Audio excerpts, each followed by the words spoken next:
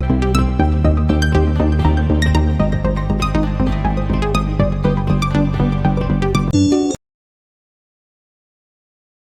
Everyone, नमस्कार। एक बार फिर से आप सभी का बहुत बहुत स्वागत है लोधा जी क्लासेस के बीए प्लेटफॉर्म पर। बीए थर्ड ईयर में पॉलिटिकल साइंस के अंतर्गत तुलनात्मक विश्व संविधान वाले सब्जेक्ट पर हम चर्चा कर रहे थे, कॉम्पिटिटिव वर्ल्ड कॉन्स्टिट्यूशन पर, जिसमें आज लेक्चर नंबर 19 होने जा रहा है। इससे पहले हमारे 18 लेक्चर अभी तक हो चुके हैं इस सीरीज के। दोस्तों, आज जो है हम एक और यूनिट को कंप्लीट कर चुके हैं। दैट मीन्स कि सेकेंड यूनिट जो काफी लंबे समय से चल रही थी गैप के कारण, वो भी अब कंप्लीट हो चुकी है। आज से हम थर्ड यूनिट पर मूव कर रहे हैं, जिसमें आज थर्ड यूनिट का पहला कॉन्सेप्ट या पहला टॉपिक हम ले रहे हैं, जिसका नाम है स्विस संविधान।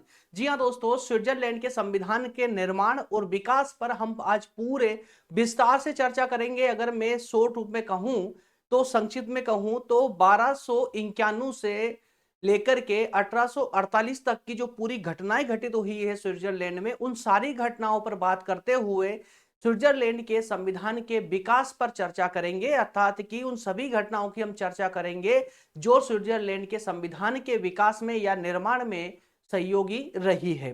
तो आइए शुरू करते हैं अपना आज का इंपॉर्टेंट सेशन। आगे बढ़ूं उससे पहले मैं आप लोगों को ये सारी बात बता दूं, ताकि आप लोगों की कंफ्यूजन यही खत्म हो जाए। यदि आप पहली बार ज्वाइन कर रहे हैं सेशन को, तो ये सेशन बेसिकली तो मेरे द्वारा जो सिलेबस कवर किया जा रहा है, ये बीए थर्ड ईयर के अंतर्गत कवर किया जा रहा है। लेकिन कुछ यूनिवर्सिटियां ऐसी भी है जो इसे बीए फर्स्ट ईयर में कवर करवा रही है। तो यदि आप उनमें से हो जिनके फर्स्ट ईयर में ये वाला सब विषय है, सब्जेक्ट है, तो आप निश्चित रूप से सीरीज को फॉलो कर सकते हो। ये कतई ना सोचे कि सर आप तो बीए थर्ड ईयर का पढ़ा रहे हो, हम बीए फर्स्ट ईयर में है। लेकिन दोस्तों, सब्जेक्ट यदि आपका तुलनात्मक विश्व संविधान है तो आप बेसिकली कवर कर सकते हो। और बीए सेकेंड ईयर वाले, है ना, जिसको विश्व संविधान वाला सब्जेक्ट सेकेंड ईयर में कोई यूनिवर्सिटियां हैं जो कवर कर रही है, जिन्होंने कुल मिल कहूं तो 2020 में सिलेबस को चेंज नहीं किया है। कुछ यूनिवर्सिटियां ऐसी है जो सेकेंड ईयर में भी विश्व के संविधानों को पढ़ा रही है। तो आप लोग भी यहां से अपने सिलेबस को कवर कर सकते हैं, निश्चित रूप से कर सकते हैं। इसका कंटेंट हिंदी और इंग्लिश दोनों में ही अवेलेबल है, जैसा कि यहां पर ऊपर लिखा हुआ है। ठीक है ना, हिंदी इंग्लिश दोनों में ही इसका कंटेंट आपको मिलेगा। और ये न्यू बैच है, ओल्ड बैच इसको ना समझे। 2024 से 27 तक वाले बच्चों के लिए ये न्यू बैच है। क्लियर है? चलिए शुरू करते हैं। अच्छा, ये BA first second third year तीनों ही ईयर के कुछ महत्वपूर्ण सब्जेक्ट है जो मेरे द्वारा अब तक इस फ्री यूट्यूब प्लेटफॉर्म पर पढ़ा दी जा चुके हैं। आप चाहें तो प्लेलिस्ट में जाकर के सारे सब्जेक्ट देख सकते हैं। इसके अलावा प्रज्ञान हिंदी नाम का नया यूट्यूब चैनल है जो मेरे द्वारा बनाया गया है। यहाँ पर top 5000 all India GK series के नाम से मैं एक सीरीज लॉन्च भी कर चुका हूं, जिसमें 63 डेज हो चुके हैं। जी हाँ, 63 लेक्चर नंबर 63 आज ही कंप्लीट हुआ है। तो यहाँ पर जो है 5000 क्वेश्चन हमें कवर करने हैं, कंप्लीट करने हैं, सभी विषयों के, सभी सब्जेक्टों के। इसके तुरंत बाद में डिटेल क्लासेस स्टार्ट हो जाएगी, जिसके अंतर्गत हम हिस्ट्री को, पॉलिटी को, ज्योग्राफी को, जनरल साइंस, ठीक है ना, एनवायरमेंट, इकोनॉमी, इथिक्स और जनरल हिंदी इंग्लिश, ये सारे विषय जो है हम कवर करने वाले हैं। डिटेल में करेंगे, नोट्स के साथ में करेंगे, और सब कुछ फ्री ऑफ कॉस्ट है इस चैनल पर भी। तो आइएगा, प्रज्ञान हिंदी विजिट कीजिए, वहां की क्वालिटी देखिए एक बार कि किस लेवल से लेकर के मैं आप लोगों को या कहें कि आप लोगों की भूमिका तैयार कर रहा हूं एग्जाम के लिए, ऑल कॉम्पिटेटिव एग्जाम वाले छात्रों के लिए। चलिए अब शुरू करते हैं अपना आज का इंपॉर्टेंट सेशन। ये आपका सिलेबस है जिसके अकॉर्डिंग आपकी क्लासेस अभी तक चल रही है। फर्स्ट और सेकेंड यूनिट जैसा मैंने आपको अभी बताया कंप्लीट हो चुकी है। थर्ड यूनिट आज से हम स्टार्ट करने जा रहे हैं, है ना। थर्ड यूनिट आज से स्टार्ट करने जा रहे हैं। थर्ड यूनिट का पहला टॉपिक आज हम लेने वाले हैं संविधान, स्विस संविधान का निर्माण। ठीक है, स्विस संविधान का निर्माण और इसकी प्रमुख विशेषताएं। तो ये वाला जो कॉन्सेप्ट है विशेषताओं वाला, दरअसल क्या हो रहा था कि दोनों को एक साथ लेने में सेशन बहुत ज्यादा जरूर से 1 या 1.5 घंटे का सेशन हो जाता है, इसलिए शॉर्ट करने के चक्कर में मैं इसको दो कॉन्सेप्ट में अलग अलग लेक्चर में पढ़ाऊंगा। ठीक है, आज हम बात करने वाले हैं स्विट्जरलैंड के संविधान के विकास और निर्माण की, और कल वाले सेशन में हम इसकी विशेषताओं पर चर्चा करेंगे। छोटा सेशन आएगा कल वाला, ठीक है। उसके बाद में एज इट इज क्लासेस चलती रहेगी आप लोगों की, चैप्टर बाय चैप्टर। क्लियर है? सॉरी यार, एक मिनट। तो ये 5 यूनिट तक का कंप्लीट सिलेबस है जिसके अकॉर्डिंग आपकी क्लासेस चलेंगी। जरा टेबल ऑफ कंटेंट पे नजर मान लीजिए। टेबल ऑफ कंटेंट में ये पांचों कॉन्सेप्ट आपको क्लियर करने हैं। पांचों कॉन्सेप्ट के माध्यम से आज का सेशन कवर होगा।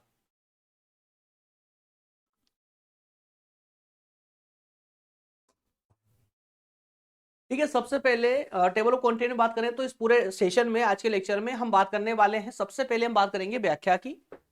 उसके बाद में हम बात करेंगे व्याख्या मतलब समझिएगा, पहले तो सेशन को समझिए, इस टॉपिक को समझिए। इस पूरे टॉपिक में हमें स्विट्जरलैंड के संविधान के निर्माण की बात करना है।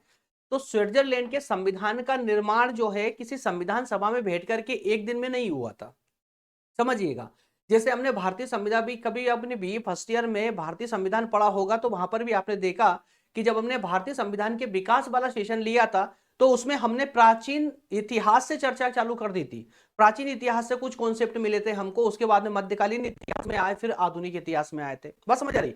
इसी तरह से हम स्विट्जरलैंड के संविधान के निर्माण में भी जो है स्विट्जरलैंड की मध्यकालीन स्थिति से हम स्टार्ट करेंगे इसको, जिसमें कैंटन व्यवस्था बनना स्टार्ट हो चुका था। कैंटन दैट मींस कि राज्य, कंफ्यूज मत होइएगा आप लोग। तो सबसे पहले व्याख्या की बात करेंगे, उसके बाद में इस टॉपिक को ओवरऑल समझेंगे, उसके बाद हम सेकंड पॉइंट में हम देखेंगे कैंटन व्यवस्था। कैंटन व्यवस्था मतलब मध्यकालीन समय में, जैसे 1291 से लेकर के 1798 तक का जो समय काल रहा है, इस पूरे 500 वर्षों के समय काल में क्या क्या वहां बदलाव हुए हैं, किन किन घटनाओं ने, किन किन परिस्थितियों ने वहां के संविधान के लिए हमें तथ्य दिए थे।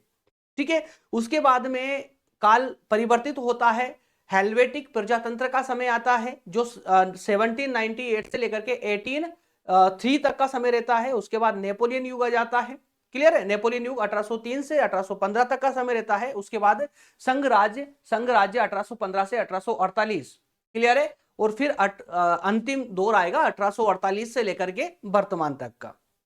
तो ये सारी घटनाओं पर हम चर्चा करने वाले हैं। इन सभी घटनाओं में देखेंगे कहां कहां पर इंपॉर्टेंट तथ्य प्राप्त हुए हैं जिससे स्विट्जरलैंड के संविधान का विकास हुआ है। तो आइए सबसे पहले तो कुछ थोड़े बहुत कंटेंट के साथ ही जो ना व्याख्या वाला पॉइंट कंप्लीट करते हैं। व्याख्या के अंतर्गत इस टॉपिक में क्या लिख सकते हो आप, तो जरा ध्यान सुनिएगा, क्योंकि व्याख्या में हमेशा सबसे बड़ी कंफ्यूजन व्याख्या में ही रहती है। व्याख्या वाला पॉइंट ऐसा होता है जो कोई किताब आपको नहीं बताती कि आपको कैसे लिखना है, क्या लिखना है। ये आपकी अंडरस्टैंडिंग होना चाहिए टॉपिक के ऊपर। यदि उस टॉपिक पर आपकी कंप्लीट अंडरस्टैंडिंग है तो आप व्याख्या मतलब कि एक्सप्लेनेशन वाले कॉन्सेप्ट को बहुत अच्छे से कर पाओगे। और एग्जामिनर भी सबसे पहले जो कॉपी चेक करता है तो सबसे पहले आपकी आंसर राइटिंग का व्याख्या वाला पॉइंट ही देखता है और उसी को बेहतर तरीके से चेक करता है। यदि व्याख्या में ही आपको अपने पूरे हुनर को दिखाने की आवश्यकता होती है ना, तो आंसर राइटिंग ऐसी होना चाहिए कि एक्सप्लेनेशन मतलब कि व्याख्या वाला पॉइंट ही एग्जामिनर पढ़ते ही प्रभावित हो जाए। कुछ ऐसे कंटेंट के साथ आपको शुरुआत करनी चाहिए टॉपिक की। ठीक है, संविधान निर्माण की बात करें तो स्विस संविधान का निर्माण और इसकी ऐतिहासिक पृष्ठभूमि स्विट्जरलैंड के राजनीतिक सामाजिक विकास का महत्वपूर्ण हिस्सा है। क्या कहा जा रहा है?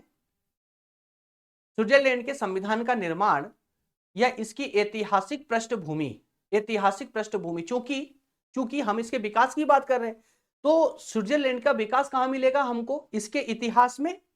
इसीलिए यहां पर यह पॉइंट यूज किया गया है ऐतिहासिक पृष्ठभूमि वाला, ठीक है ना। तो इसकी ऐतिहासिक पृष्ठभूमि और इसका संविधान का निर्माण जो है ना, स्विट्जरलैंड के प्रत्येक क्षेत्र के लिए बहुत महत्वपूर्ण हिस्सा रखता है। महत्वपूर्ण क्षेत्र जैसे राजनीतिक क्षेत्र हो या सामाजिक क्षेत्र हो, अब इवन उसमें आप आर्थिक क्षेत्र को भी ले सकते हैं, धार्मिक क्षेत्र को भी ले सकते हैं, इवन प्रत्येक क्षेत्र को आप यहां पर इंक्लूड कर सकते हैं। तो कहा जा सकता है कि संविधान के निर्माण का और इसकी ऐतिहासिक पृष्ठभूमि का स्विट्जरलैंड की राजनीति और सामाजिक विकास के लिए बहुत महत्वपूर्ण हिस्सा माना जा सकता है। स्विट्जरलैंड की वर्तमान संवैधानिक व्यवस्था एक संघीय लोकतंत्र पर आधारित है। किस पर? एक संघीय लोकतंत्र पर। जैसा कि भारत में क्या है? लोकतंत्र है और संघ भी है, ठीक है। केंद्र सरकार है, संघ है। जैसे अमेरिका में संघीय लोकतंत्र है, इसी प्रकार से स्विट्जरलैंड में भी एक संघीय लोकतंत्र को अपनाया गया है जो एक क्रमिक विकास का परिणाम है।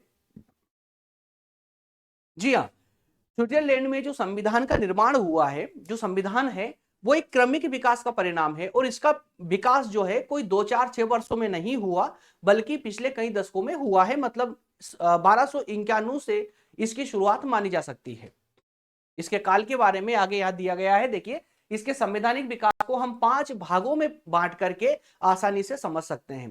प्रथम भाग में हम देखेंगे कैंटन व्यवस्था, जो कि मध्यकालीन स्वरूप रहा है, इसका मध्यकालीन इतिहास रहा है इसका। तो मध्यकालीन इतिहास के समय में जो कैंटन व्यवस्था हुई थी, राज्यों की व्यवस्था हुई थी, उस काल को समझेंगे। इसमें कुछ घटनाएं देखने को मिलेगी। हेल्वेटिक प्रजातंत्र के हिस्से में देखने को मिलेगा नेपोलियन काल, संघ राज्य और 1848 से आज तक। तो ये 5 भागों में इसको बांट करके हम इसे पढ़ सकते हैं, और इनको 5 भागों में ही हमने डिवाइड किया है, और एक एक भाग को हमें जो है थोड़ा डिटेल में समझना होगा। तो आइए शुरू करते हैं इनको डिटेल में समझना। इंग्लिश में भी कंटेंट अवेलेबल है, मैं प्रारंभ में भी बता चुका था। इंग्लिश मीडियम वाले बच्चे यहां से रिवीजन इसका कर सकते हैं, ठीक है ना। चलिए, सबसे पहले जो पहला पॉइंट है आपका वो है मध्यकालीन इतिहास, मतलब पहली घटना या पहला काल जो है आपका मध्यकालीन इतिहास है या कैंटन व्यवस्था। तो मध्यकालीन इतिहास कैंटन व्यवस्था क्यों कहा गया, दोनों पॉइंट एक साथ मर्ज करेंगे आप। तो देखिए, मध्यकालीन इतिहास मतलब मध्यकाल में जिसे हम लगभग 800-900 ईस्वी से लेकर के और 1500-1600 ईस्वी तक का काल मानते हैं मध्यकाल।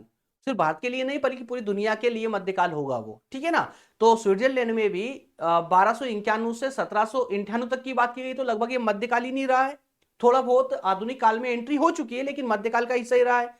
तो मध्यकाल में जो कैंटन व्यवस्था स्थापित हुई है उसको समझिएगा। यहां पर कैंटन व्यवस्था के स्थापित होते ही किस तरह से संविधान के विभिन्न पक्ष उभरने लगे थे, जरा सुनिए। 1 अगस्त 1291 को अपनी आत्मरक्षा और ऑस्ट्रिया के प्रभुत्व को कम करने के लिए उरी, स्वेज और स्विट्जरलैंड नामक 3 संप्रभु राज्य थे, जिन्होंने आपस में मिलकर के एक स्थायी संघ की स्थापना कर ली। क्या कहा मैंने यहां पर, एक डेट दी है 1 अगस्त 1291, है ना। तो इस डेट को 3 राज्य थे, उरी, स्वेज और स्विट्जरलैंड, तीनों ने मिलकर के एक संघ की स्थापना की। अब कोई भी कार्य होता है तो उसके पीछे होता है वाय, मतलब क्यों। तो उसके पीछे कारण था कि उस समय इन राज्यों पर ऑस्ट्रिया जो है बार बार आक्रमण कर रहा था, ऑस्ट्रिया का राजा बार बार आक्रमण कर रहा था, या कहीं ना कहीं इनको आक्रमण का भय था। और इन्हें पता था कि यदि ऑस्ट्रिया ने हम पर आक्रमण किया तो संभवतः ऑस्ट्रिया हमें जीत लेगा और हम पर अधिकार कर लेगा।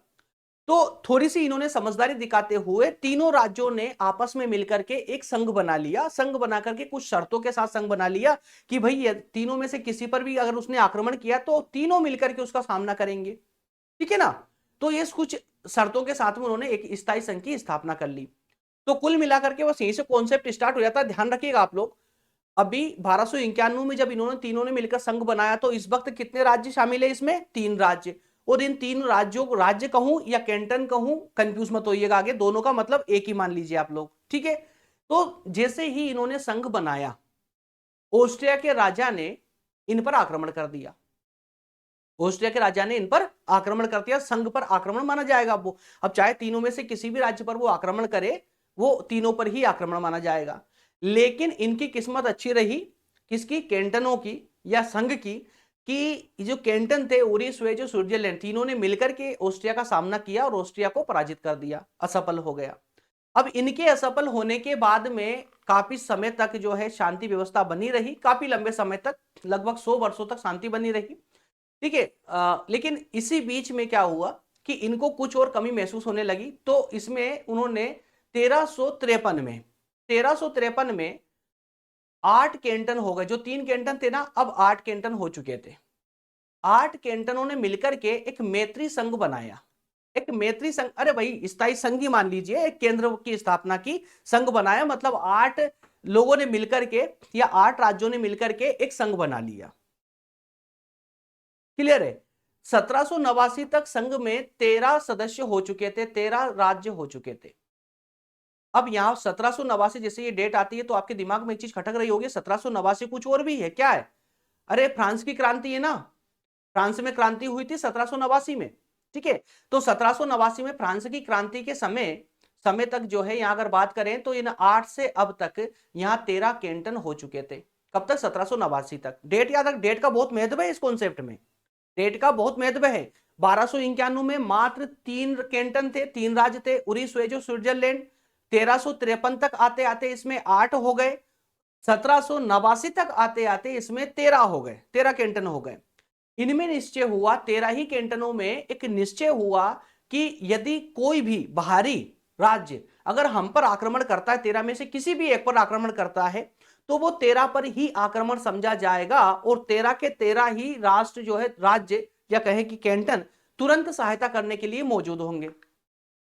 और इसके अलावा ये तो हो गई भारी आक्रमण से सुरक्षा की बात। अच्छा, अगर आपस में ही मतभेद हो गए तो आपस में मतभेद को सुलझाने के लिए वहां पर फैसले, पंच फैसले की व्यवस्था की गई। पंच फैसले की है ना, जिसे आपने देखा होगा ना, गांव में पंच निर्णय करते थे गांव का, तो उसी प्रकार से 5 कैंटनों के पंच बैठेंगे और वो उसका निर्णय करेंगे, विवादों का निर्णय, विवादों का हल ढूंढने का प्रयास करेंगे। क्लियर है?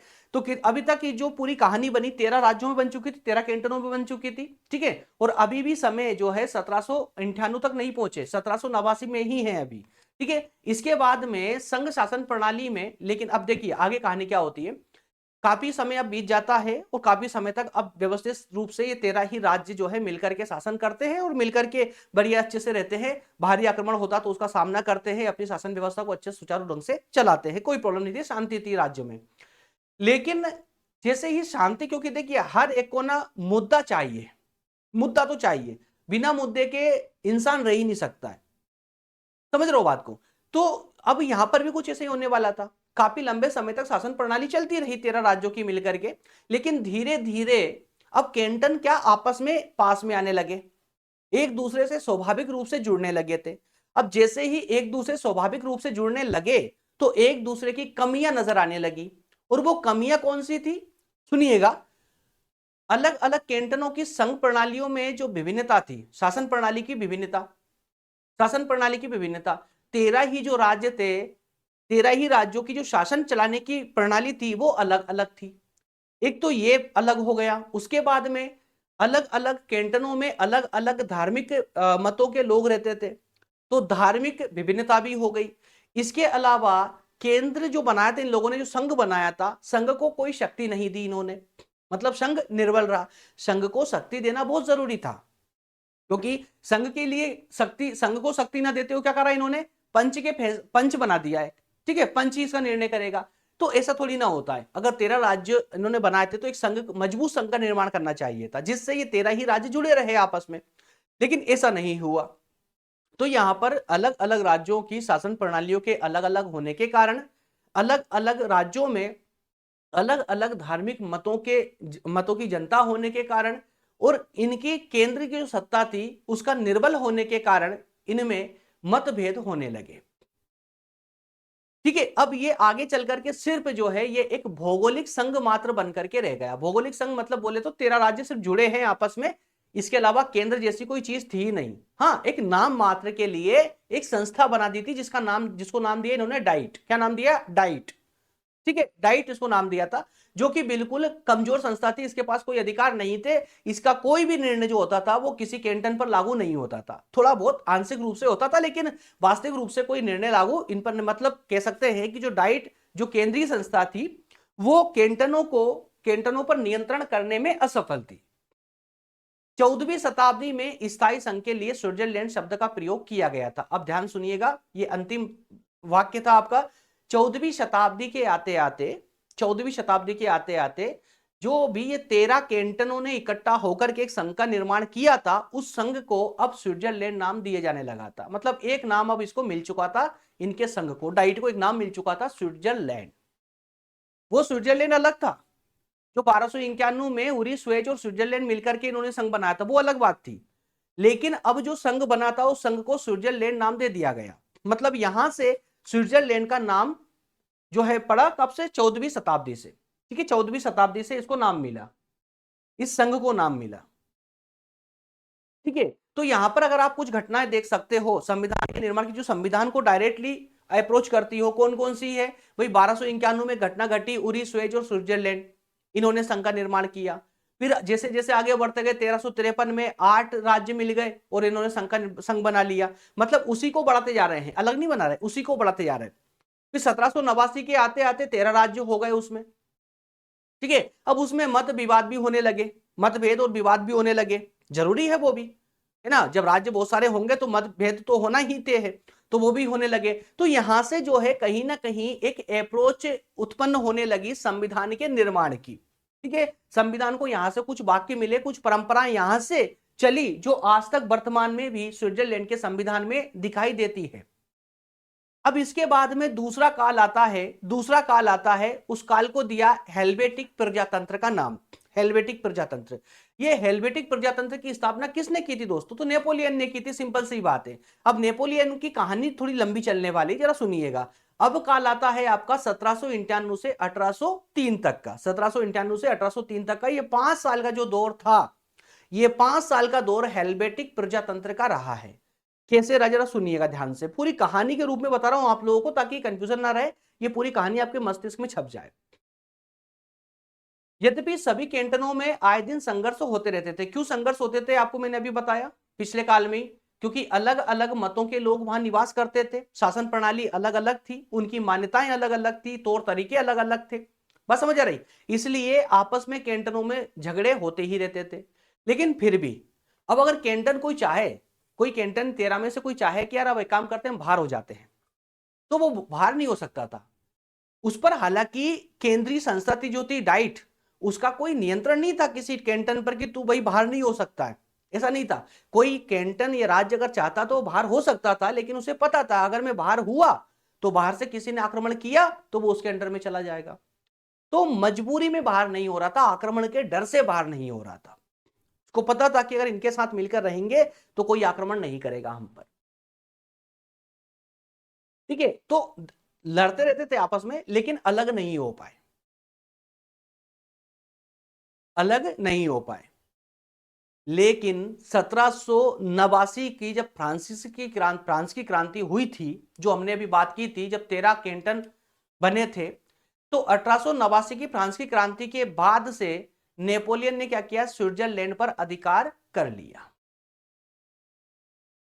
स्विट्जरलैंड पर अधिकार कर लिया 1789 की फ्रांस की क्रांति के बाद। ठीक है, 1789 में क्या हुआ था? 13 राज्य बन चुके थे, 13 कैंटन शामिल हो चुके थे।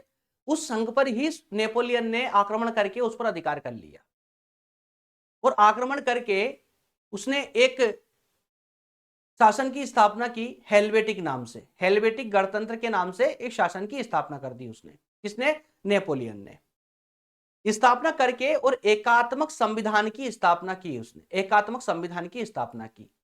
अब देखिए, अभी तक जो स्विट्जरलैंड में शासन चला रहे थे कैंटन सब मिलकर के, वो अपने अपने अनुसार शासन व्यवस्था चला रहे थे। मतलब सारे कैंटन अब तक स्वतंत्र थे, जो मर्जी में आता कर सकते थे। लेकिन जैसे ही नेपोलियन ने आक्रमण करके अधिकार किया स्विट्जरलैंड पे और हेल्वेटिक गणतंत्र की स्थापना की, वैसे ही पूरे स्विट्जरलैंड में जितने 13 जो प्रांत थे, राज्य थे, उनकी स्वतंत्रता छीन ली गई और केंद्र को मजबूत बना दिया। मतलब एकात्मक संविधान की स्थापना कर दी। एकात्मक संविधान सुनिएगा, एकात्मक संविधान जैसे ब्रिटेन का संविधान, जैसे फ्रांस का संविधान।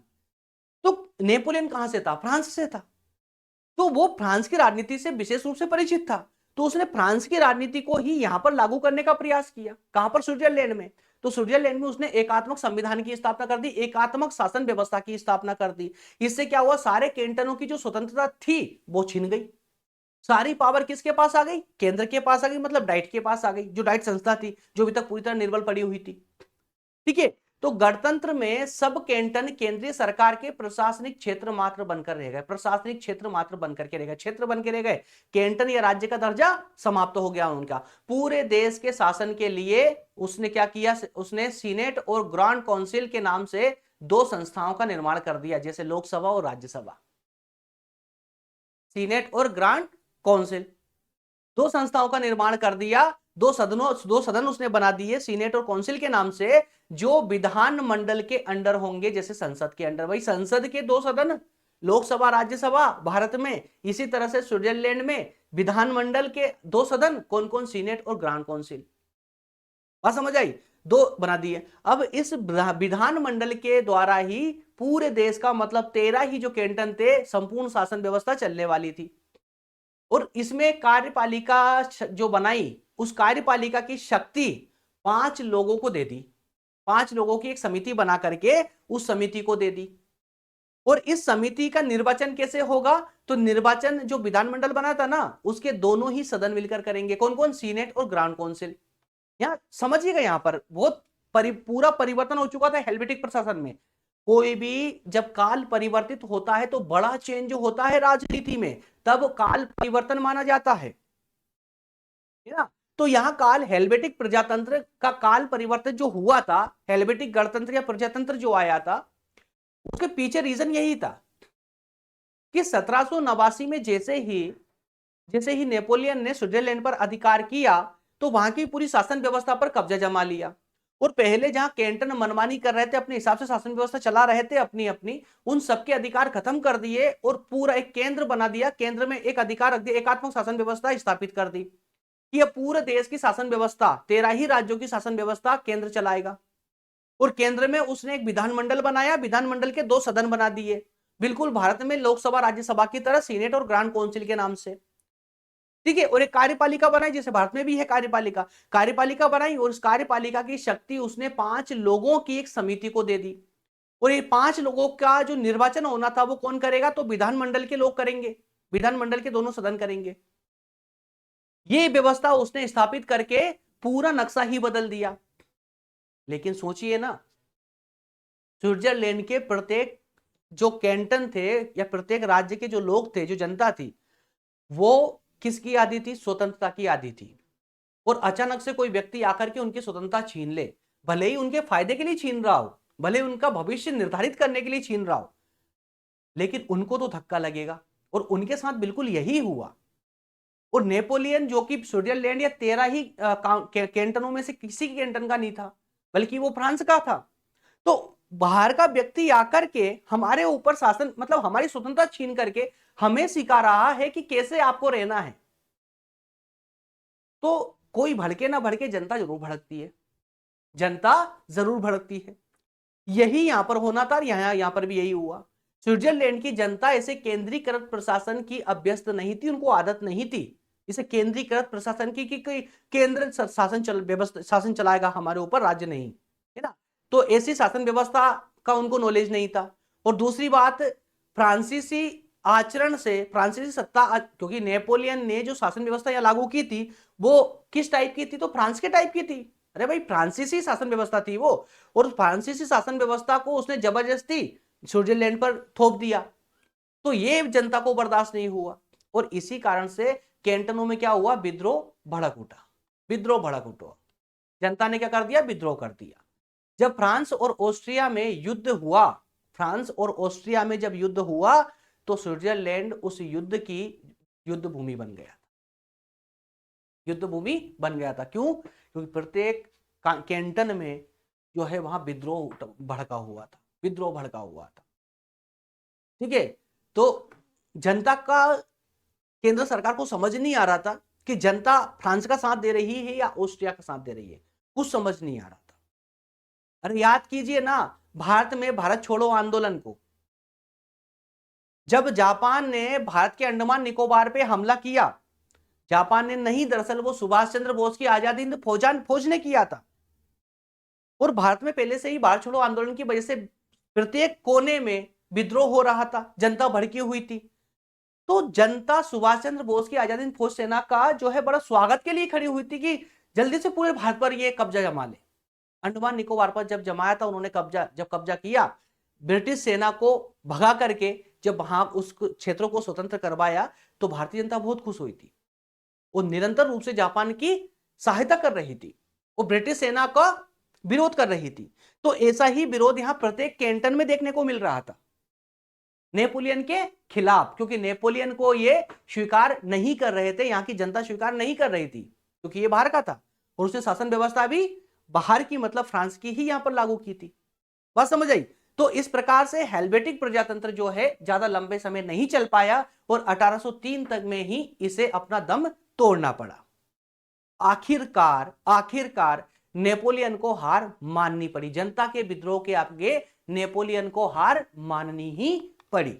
तो क्या हुआ फिर आगे, 1803 से 1815 तक की ये कहानी सुनिए, मतलब ये पूरे 12 वर्षों की ये कहानी सुनिए। अब स्विट्जरलैंड के लोगों के विद्रोह से मजबूर होकर या बाध्य होकर या हार मानकर 1803 में नेपोलियन ने कैंटनों को फिर से स्वतंत्र कर दिया। फिर से स्वतंत्र कर दिया। जो एकात्मक शासन व्यवस्था की स्थापना की थी उसने उसको समाप्त कर दी और क्या करा, उनको सभी को स्वतंत्रता दे दी। लेकिन अभी ऐसा नहीं कि पूरे जैसे थे वैसे वैसे ही नहीं, बल्कि उसने नई शासन व्यवस्था लागू करने का प्रयास किया। जरा सुनिए कैसे। उसने सबसे पहले तो 1803 में ने सभी कैंटनों को मुक्त कर दिया, स्वतंत्र कर दिया। जो हालत उनकी पहले थी, जो पावर थी, उनको वापस पावर लौटा दी। और उसके बाद में उसने मध्यस्थता अधिनियम के द्वारा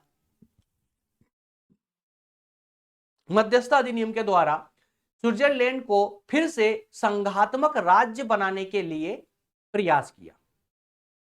पहले तो उसने कि विद्रोह शांत हो जाए, तो उसका एक ही रास्ता था उनके पास में कि कैंटनों की जो स्वतंत्रता हमने छीनी एक एकात्मक राज्य बना करके, एकात्मक शासन प्रणाली लागू करके वो स्वतंत्रता उनको वापस लौटा दें, तो विद्रोह शांत हो जाएगा। और जैसे ही विद्रोह शांत हुआ तो उसने एक प्रस्ताव रख दिया जनता के सामने।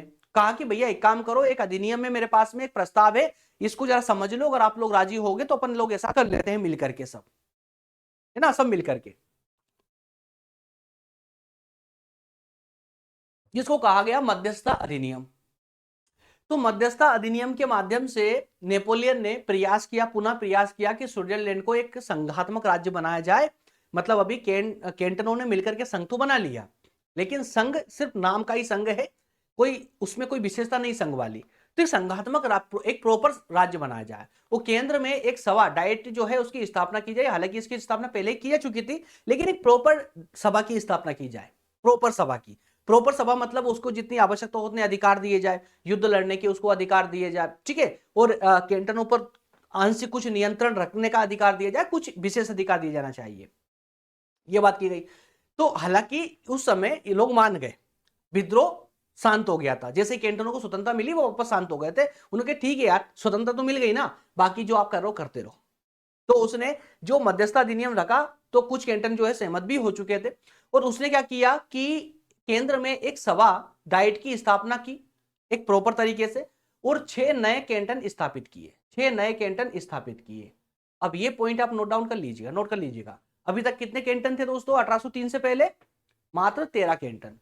अब नेपोलियन ने यहां पर 6 कैंटन और बना दिए, 6 कैंटन मतलब 6 राज्य और बना दिए।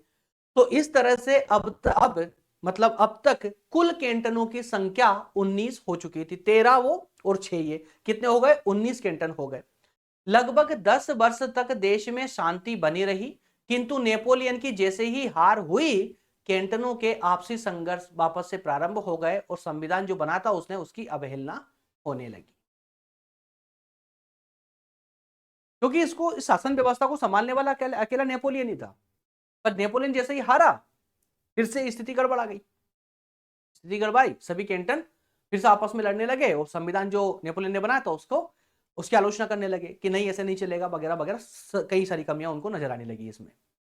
ठीक है, बस आपको यहां से याद क्या रखना है कि अब तक मतलब 1803 तक कितने कैंटन हो चुके हैं? 19 कैंटन आपके हो चुके हैं। फिर से युग परिवर्तन होता है और संघ राज्य का वक्त आता है 1815 से 1848 तक, 1815 से 1848 तक का। ठीक है, मतलब कि कहीं ना कहीं 30-33 वर्षों का ये काल रहता है, 33 वर्षों का। इसमें क्या होता है कि नेपोलियन की हार हो जाती है, लेकिन स्विट्जरलैंड की जो स्थिति थी वो सबको कहीं ना कहीं नजर आ रही थी। यहां पर जो मित्र राष्ट्र थे, मित्र राष्ट्र मतलब जो यूरोपीय राष्ट्र थे, उन यूरोपीय राष्ट्रों ने 1415 में स्विस मतलब स्विट्जरलैंड की डाइट को नया संविधान बनाने के लिए दबाव डाला। मित्र राष्ट्रों ने कहा कि भैया जनता आपके संविधान का विरोध कर रही है। अरे जैसे जब भारत में अंग्रेज ब्रिटिश सरकार का विरोध कर रहे थे हम लोग, मतलब हमारे पूर्वज लोग, हमारे क्रांतिकारी लोग, है ना, तो उन लोगों का जब ये दंगे फसाद देके जब विद्रोह देखा, तो अमेरिका, चीन, रूस जैसे अंतरराष्ट्रीय देशों ने ब्रिटेन पे दबाव बनाया था कि आप जनता को शांत करो या फिर देश को आजाद करो। ठीक है ना। तो इसी तरह से अंतरराष्ट्रीय स्थिति को शांत रखने के लिए मित्र राष्ट्रों ने कहा स्विट्जरलैंड से कि भैया एक काम करो, आपके संविधान की सब लोग आलोचना कर रहे हैं, ये संविधान आप लोग बदलो। किसको कहा? ये डाइट को कहा, क्योंकि अब तक डाइट काफी प्रभावशाली हो चुकी थी। नेपोलियन बना के गया था ना डाइट को प्रभावशाली, तो डाइट को कहा कि अब अपना नया संविधान बनाओ। तो डाइट ने कहा कि ठीक है साहब, बना देते हैं। फिर उसने नए संविधान का निर्माण किया। 1815 में पेरिस समझौते के रूप में वियना कांग्रेस के द्वारा उस नए संविधान को स्वीकार कर लिया गया। वियना कांग्रेस क्या था दोस्तों? ये अरे वियना कांग्रेस जिसमें यूरोपीय देशों का एक सम्मेलन था, यूरोपीय देशों का एक सम्मेलन था, ठीक है। इस सम्मेलन में सभी राष्ट्रों ने, जो सम्मेलन में शामिल हुए थे, उन सभी राष्ट्रों ने इस नए संविधान को स्वीकार किया। इसके द्वारा कैंटनों के स्वतंत्र शासन को बनाए रखने की अनुमति दे दी गई। जो नया संविधान बनकर तैयार हुआ उसमें कैंटन स्वतंत्र रहेंगे, जो पहले उनकी स्वतंत्रता थी उनको स्वतंत्रता लौटा दी गई। वियना कांग्रेस ने जहां एक और स्विट्जरलैंड की आंतरिक राजनीति व्यवस्था निर्धारित की, वहीं स्थायी रूप से उसकी विदेश नीति को भी निर्धारित कर दिया। मतलब ये कि आंतरिक नीति के रूप में तो कैंटनों को स्वतंत्रता दे दी, और विदेश नीति के रूप में उसने जो उसकी केंद्र की सभा थी, संस्था थी, डाइट, उसको भी प्रभावशाली बना दिया, मजबूत बना दिया हमेशा के लिए। तो हमेशा के लिए बना दिया मतलब क्या? अब एक वाकई में स्विट्जरलैंड एक संघ राज्य बन चुका था। अब सारे कैंटन एक व्यवस्थित तरीके से एक व्यवस्थित संघ में जुड़ चुके थे। और अभी तक कैंटनों की संख्या कितनी है? 19। कितनी है? 19। लेकिन अब बढ़ने वाली है। सुनिएगा, पेरिस समझौते ने स्विस संघ में 3 अन्य सदस्यों को और जोड़ दिया। 3 ऐसे सदस्यों को जोड़ दिया दोस्तों, जो काफी लंबे समय से फ्रांस ने अधिकार कर रखा था 3 कैंटनों पर। उन 3 कैंटनों को फ्रांस से मुक्त करवा दिया। और जब वो 3 कैंटन मुक्त हुए तो वो भागकर कहां आए? स्विट्जरलैंड के पास आए, भैया हमको भी जोड़ लो, हम भी कभी न कभी आपका हिस्सा हुआ करते थे। तो 19 में 3 और जोड़ दिए, अब कितने हो गए? 22 कैंटन हो गए। कितने हो गए? 22 कैंटन हो गए। इतना ही नहीं, और परिवर्तन देखिए, 22 कैंटन होने के बाद क्या हुआ? इन 22 में से 3 कैंटनों को निकाला। कौन से 3 कैंटनों को? आप किसी 3 कैंटनों को जो अभी अभी भाग कर आए थे ना, उन्हीं को मान लीजिए आप लोग, ठीक है। उन 3 कैंटनों को लिया और कहा कि रुको रुको, आप 3 जो है ना ऐसे कैसे शामिल मत हो, आप 3 बड़े खतरनाक हो, आपकी व्यवस्था जम नहीं पाएगी, क्योंकि आपके अंदर भेदभाव बहुत ज्यादा है। मतलब कि अलग अलग प्रांतों के लोग थे, मतों के लोग थे, है ना, उनमें विभिन्नता बहुत ज्यादा थी। तो इसलिए उन 3 कैंटनों को क्या करा उन्होंने? टुकड़े कर दिए और 3 के 6 बना दिए। 3 के 6 बना दिए। तो 3 के मिलने के बाद 22 हो चुके थे। अब उन 22 में से 3 वापस निकाल लीजिए, या फिर उन 3 को मिलाइए ही मत, जो आपको उचित लगे करिए। तो 3 में से 6 बना दिए। तो कुल देखोगे तो अब कितने हो गए दोस्तों? कुल कितने हो गए? अब कुल हो गए आपके 25 कैंटन। कितने? 25 कैंटन, ठीक है। जिनमें से 3 के 6 बनाए थे, तो जो 6 कैंटन है वो तो आधे कैंटन है, ठीक है, उनको अर्ध कैंटन के नाम से ही जाना जाता है। 6 अर्ध कैंटन और बाकी के कितने? 19 पूर्ण कैंटन। तो ये आप विशेष स्विट्जरलैंड के संविधान में इस तथ्य को विशेष याद रखिएगा। 19 पूर्ण कैंटन और 6 अर्ध कैंटन स्थापित हो चुके थे। कब में दोस्तों? ये कब की कहानी है ये? तो ये 1815 में जब पेरिस समझौता हुआ था उस समय की कहानी है। 1815 के समय की बात समझ आई आपको? तो अब तक स्विट्जरलैंड के 19 और 6 कैंटनों की स्थापना हो चुकी थी। अब समय जो है आगे बढ़ता है और अब पहुंचना हमें 1848 तक। तो इस व्यवस्था के फलस्वरूप 1815 से 1830 तक तो देश में शांति और समृद्धि बनी रही। 1815 से 1830 तक देश में शांति और समृद्धि बनी रही। लेकिन 1830 में, जुलाई 1830 में फ्रांस में फिर से क्रांति हो गई। अब जब यहां क्रांति समृद्धि थी, कब तक? 1830 तक। तो शांति समृद्धि तो थी, लेकिन कहीं ना कहीं जनता का जो देश का जो लोकतंत्र था स्विट्जरलैंड का, उसको हानि पहुंच रही थी, उदारवादी विचारधारा को हानि पहुंच रही थी। अब वो मौका ढूंढ रहे थे। लेकिन 1830 में जैसे ही फ्रांस में क्रांति हुई, वैसे ही उदारवादी क्रांति का बिल्कुल बज उठा। जो उदारवादी विचारधारा वाले लोग थे उन्होंने क्रांति की आग लगा दी, और इसी के कारण देश में प्रजातंत्र के सिद्धांत के आधार पर एक आंदोलन चल पड़ा। प्रजातंत्र के सिद्धांत के आधार पर, है ना, प्रजातंत्र चाहिए, लोकतंत्र चाहिए, आंदोलन चल पड़ा। और इस आंदोलन का उद्देश्य था कैंटनों के जो संविधान है उसमें चेंजेस लाना, परिवर्तन करना।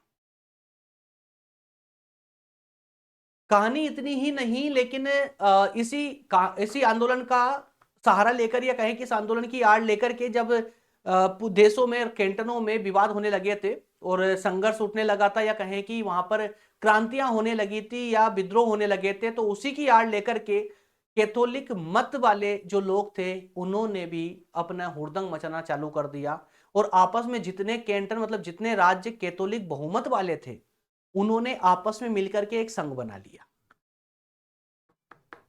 जैसे समझ लीजिए कि भारत में पाकिस्तान की मांग करना, बिल्कुल ऐसा ही मोहम्मद अली जिन्ना के द्वारा जो पाकिस्तान की मांग की गई थी तो भारत में तो वो सफल हो गए, लेकिन जो स्विट्जरलैंड में मांग की गई कैथोलिक बहुमत वालों के द्वारा पृथक देश की, वो सफल नहीं हो पाई थी। 1845 में कैथोलिक बहुमत वाले जितने लोग थे उन्होंने जो जितने कैंटन थे उन सबने मिलकर एक संघ बनाया, अलग संघ बनाया और ना, और इसी कारण से क्या हुआ, बाकी कैंटनों में अब विद्रोह इसके खिलाफ भी उठ चुका था, गृह युद्ध की स्थिति बन चुकी थी कैथोलिक बहुमत वाले कैंटनों में भी और अन्य कैंटनों, गृह युद्ध छिड़ने लगा। लेकिन बहुत जल्दी एक महीने के अंदर ही जो कैथोलिक लोगों की रूढ़िवादिता थी उसे जड़ से समाप्त कर दिया और इन कैथोलिक कैंटनों की पराजय के साथ ही राष्ट्रीय एकता के आंदोलन की जीत हो गई। राष्ट्रीय एकता के आंदोलन की जीत हुई।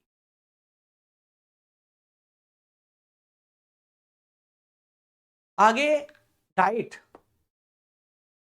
जो कि केंद्रीय संस्था थी, उसने एक नया संविधान बनाया। अब फिर से नया संविधान बनाना पड़ रहा है, क्यों? क्योंकि यहां पर भैया एक आंदोलन प्रारंभ हुआ था, कौन सी विचारधारा वाला? प्रजातंत्र वाला।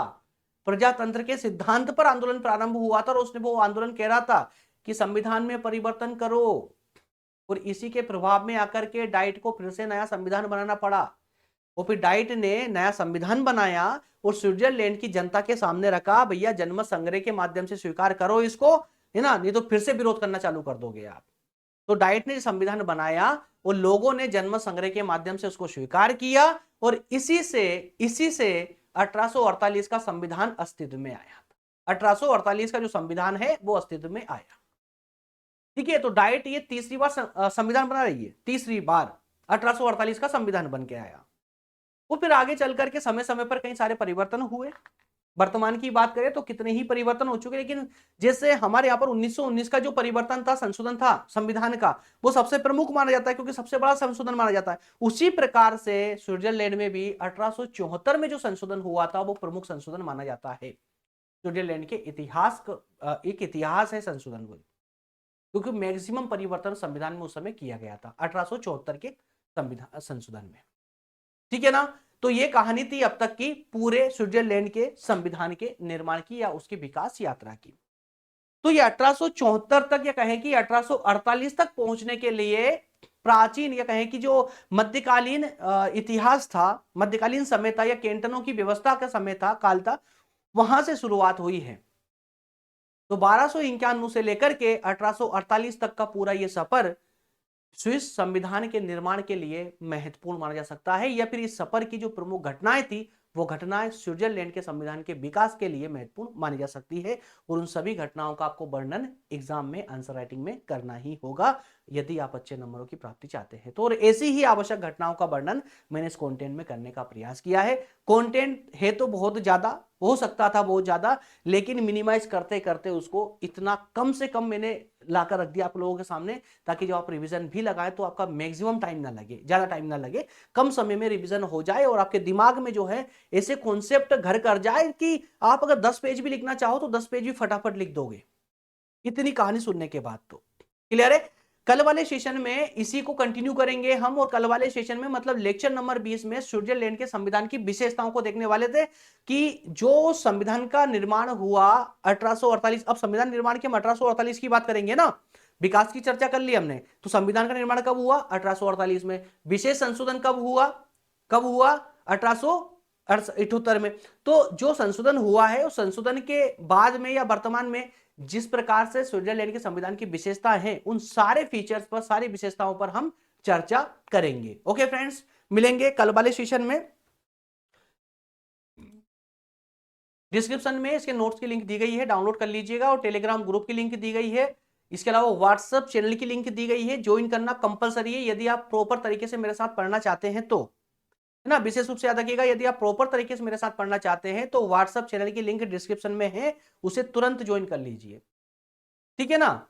यदि सारे नोट्स सभी लेक्चर यदि प्रॉपर तरीके से आपको चाहिए तो, अन्यथा कोई प्रॉब्लम नहीं, सब कुछ फ्री ऑफ कॉस्ट है, कोई चार्जेबल नहीं है कुछ भी यहाँ पर। ओके फ्रेंड्स, मिलेंगे नेक्स्ट सेशन में। बहुत धन्यवाद, थैंक यू सो मच।